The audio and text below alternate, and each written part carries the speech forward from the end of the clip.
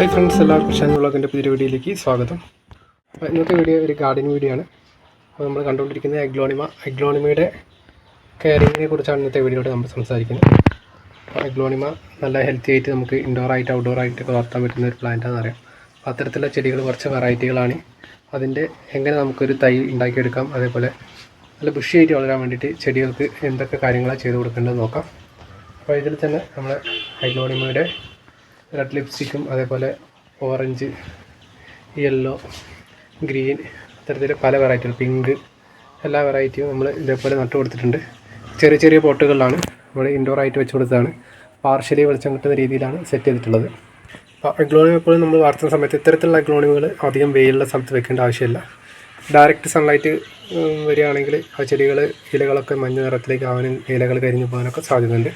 അപ്പോൾ അതിന് യോജിച്ച ഒരു കാലാവസ്ഥയിൽ ആ ഒരു വെളിച്ചം കിട്ടുന്ന രീതിയിൽ സെറ്റ് ചെയ്ത് കൊടുത്താൽ മാത്രം മതി. അപ്പോൾ നമ്മൾ വയ്ക്കുന്നത് ഏകദേശം ഒരു 3-4 മണിക്കൂർ ഇൻഡയറക്റ്റായിട്ട് വെളിച്ചം കിട്ടുന്ന രീതിയിലുള്ള ഏത് ഭാഗത്താണോ ആ രീതിയിൽ നമുക്ക് ഈ അഗ്ലോണിമ ചെടികൾ സെറ്റ് ചെയ്യാവുന്നതാണ്.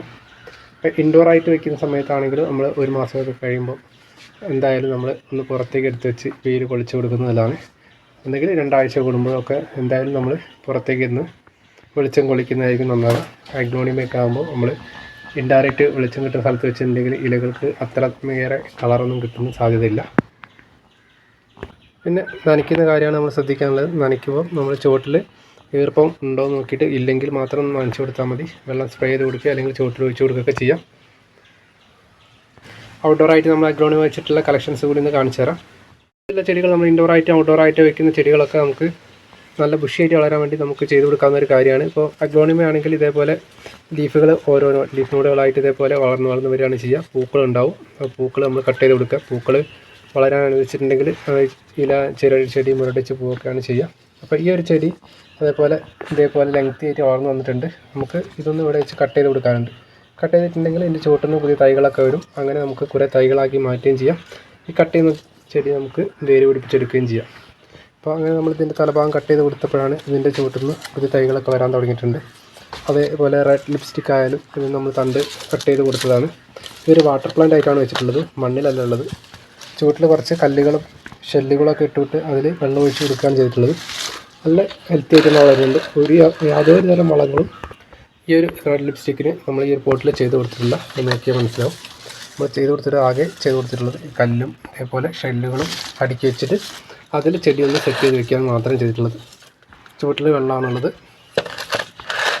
ഈ രീതിയിൽ നമുക്ക് ചെയ്തെടുക്കാവുന്ന ചെടികൾ തന്നെയാണ് ഈ കാണുന്നതൊക്കെ. ഈ ഒരു പ്ലാന്റ് നമുക്ക് കട്ട് ചെയ്ത് മാറ്റി നട്ട് കൊടുക്കാം. നമ്മൾ പോട്ടിംഗ് സൈഡ് എടുക്കുന്നു. അതേപോലെ ചാണകപ്പൊടിയും മണ്ണും, ചാണകപ്പൊടി കുറഞ്ഞ അളവിൽ മാത്രം ചാണകപ്പൊടി എടുത്തിട്ടുണ്ട്. മണ്ണ് മിക്സ് ചെയ്തിട്ടുള്ളതാണ്. ചരൽ കലർന്നിട്ടുള്ള മണ്ണാണ്. ചളി കലർന്നിട്ടുള്ള മണ്ണ് എടുക്കാതിരിക്കുക. എപ്പോഴും അഗ്ലോണിമ നട ഇത്തരത്തിലുള്ള മണ്ണാണ് നല്ലത്. ഇനി നമുക്ക് ഇതിൻ്റെ തണ്ട് കട്ട് ചെയ്തിട്ട് ഇതിൽ വെച്ച് കൊടുക്കാം. അപ്പോൾ ഇത് നമ്മൾ ചുവട്ടിൽ നിന്ന് കട്ട് ചെയ്തെടുത്തിട്ടുണ്ട്. ഇനി നമ്മുടെ മണ്ണിലേക്ക് കുത്തിവെച്ച് കൊടുത്താൽ മാത്രം മതി. അതേപോലെ നേരത്തെ പറഞ്ഞ നമ്മൾ ഇതിലുള്ള പൂക്കളൊക്കെ കട്ട് ചെയ്ത് കൊടുക്കുക എന്നുള്ളത് അതുകൂടി ഒന്ന് കട്ട് ചെയ്ത് കൊടുക്കണം. അപ്പോൾ അതിനുശേഷം നമ്മൾ ഇതിലേക്ക് മണ്ണിലേക്ക് ഇറക്കി വെച്ച് കൊടുക്കുകയാണ് ചെടി. ഇത്രയേ ഉള്ളൂ. നമ്മളൊന്ന് വെള്ളം ഒഴിച്ച് കൊടുക്കുക.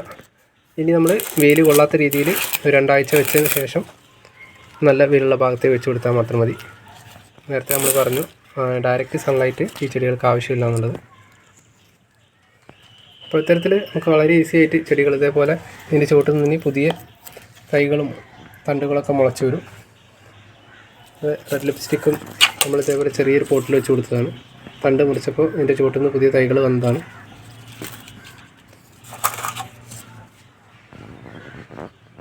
അപ്പോൾ ഇന്നത്തെ വീഡിയോ ഇത്രയേ ഉള്ളൂ. അഗ്ലോണിമയുടെ ചെറിയൊരു കെയറിങ്ങും കാര്യങ്ങളൊക്കെയാണ് വീഡിയോയിലൂടെ പങ്കുവച്ചത്. വീഡിയോ നിങ്ങൾക്ക് ഉപകാരപ്പെട്ട ലൈക്ക് ചെയ്യാൻ മറക്കരുത്. മറ്റൊരു വീഡിയോ കാണുന്നവരെ എല്ലാവർക്കും ബൈ.